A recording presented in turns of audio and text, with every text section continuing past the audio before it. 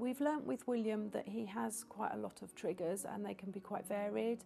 They can be changes in weather, they can be him not feeling very well with a cold or a cough.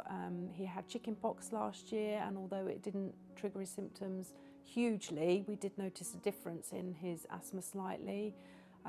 We've yet to discover whether pets make a difference to him, but the wind can change his asthma, the rain can make him feel poorly, the cold weather can make him poorly, as can a sudden change to really hot weather make him feel poorly, that we've noticed. And with the older son, it's mostly when he does exercise and when he gets a particularly nasty cold or a virus.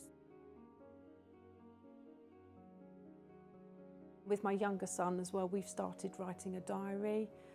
So that we can compare now. I started it last year, so we're getting to a point where we can now compare what he was like last year to see what he's like this year. This is what he was like last year. He may be like this again this year, or yes, this is what he was like last year. This is why he's not feeling very well.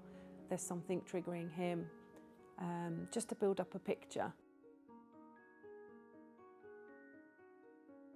I have a lot of interaction with his teachers because I take him in daily. I tell them whether he's had a poorly night, whether he's not felt well, whether if there's a change in weather. I mention to them he could feel slightly unwell today. I tell them if he's had his reliever, inhaler. I probably speak to the nursery teacher for my younger son every single day about whether he's feeling fine or whether he's not feeling fine. And again, they've got an action plan for him.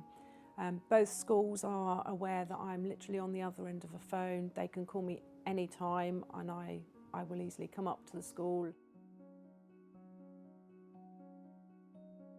Because I know my younger son, especially September, can be the start of a few months where he's not feeling 100%, I make sure that before he's going into his new classroom, I make sure we've got an action plan ready for him.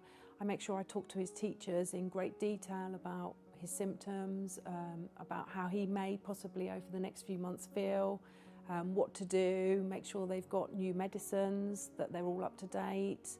And I would probably make sure that that's all done ready for him going into his new classroom.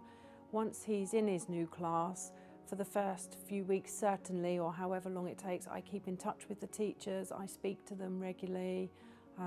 Again, I would make sure they're confident using the medicines if they need to.